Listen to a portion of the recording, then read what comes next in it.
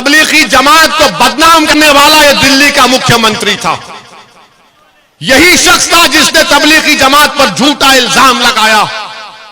ये मेरी आवाज नहीं है, ये तुम्हारी दिलों में छुपी हुई आवाज को मैं अपनी जबान से बयान कर रहा हूं। जो बरसों से तुम्हारे दिलों में एक तड़प थी, उस तड़प को बयान कर रहा हूं।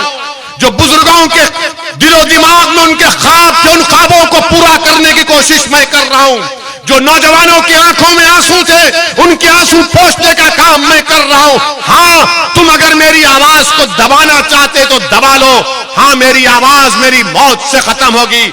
मेरे अजीज दोस्तों और बुजुर्गों, भाजपा के दौर में कीमतें आसमानों को छू रही हैं, तनख्वाहें कम हो रही हैं, पेट्रोल डीजल की कीमतें बढ़ रही हैं, हर चीज महंगी हो चुकी है। और भाजपा क्या कहती है? यूनिफॉर्म सिविल कोड लाएंगे। ये छोटा रिचार्ज बोलेगा, बिल्किस पे नहीं बात करेंगे, गारंटी कार्ड देंगे। अरे कार्ड की जरूरत नहीं है, जबान से बोलो। जो गरीब लोग आज गारंटी कार्ड को देखकर सोच रहे हैं कि मैं आपको पैगाम देना चाह रहा हूं, यही दिल्ली की सरकार थी जब 2019 और 20 में कोविड शुरू हुआ था तो तबलीगी जमात को बदनाम करने वाला यह दिल्ली का मुख्यमंत्री था। यही शख्स था जिसने तबलीगी जमात पर झूठा इल्जाम लगाया और उसके बाद कोर्ट ने उसके इल्जाम को झूठा बना दिया। आप बताइए मेरे अजीज दोस्तों और बुजुर्गों, आपको ऐसे एमएलए की जरूरत है जो आपकी तकलीफ को बयान कर सके, जो आपके लिए लड़ सके, जो आपके मसाइल को उठा सके। हां, ये सब मेरी आवाज को पसंद नहीं करते, ये सब मुझसे नफरत करते हैं, चाहे कांग्रेस हो भाजपा हो। मगर याद रखो, मैं अगर आपके दरमियान में आया हूं तो इंशाअल्लाह आता रहूंगा जब तक अल्लाह अपने करम और फजल से मुझे जिंदा रखेगा। मैं सिर्फ चुनाव की हद तक नहीं आया हूं, मैं बार बार तुम्हारे दरमियान में आता रहूंगा। ये मेरी आवाज नहीं है, ये तुम्हारी दिलों में छुपी हुई आवाज को मैं अपनी जबान से बयान कर रहा हूं। जो बरसों से तुम्हारे दिलों में एक तड़प थी, उस तड़प को बयान कर रहा हूं। जो बुजुर्गों के दिलो दिमाग में उनके ख्वाब थे, उन ख्वाबों को पूरा करने की कोशिश मैं कर रहा हूं। जो नौजवानों की आंखों में आंसू थे, उनके आंसू पोंछने का काम मैं कर रहा हूं। हां, तुम अगर मेरी आवाज को दबाना चाहते तो दबा लो।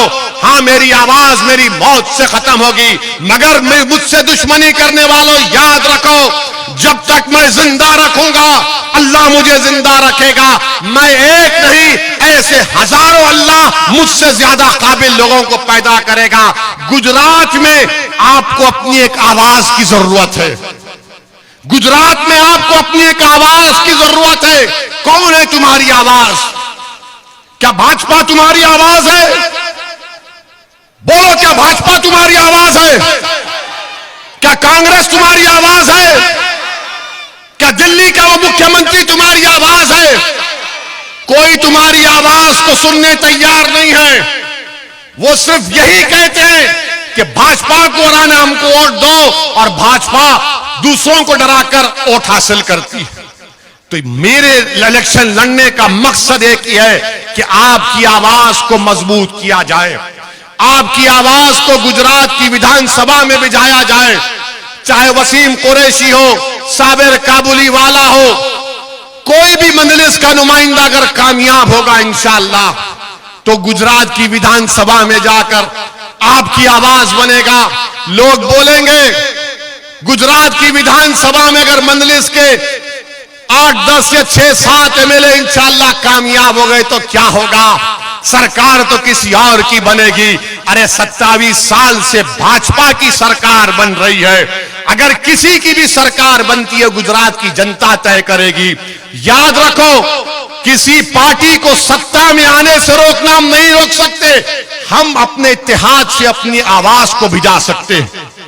और जब आपका नुमाइंदा वसीम कुरैशी हो, साबिर काबुली वाला हो, शकील समा हो, ये जब विधानसभा में जाएंगे तो आपकी आवाज बनेंगे।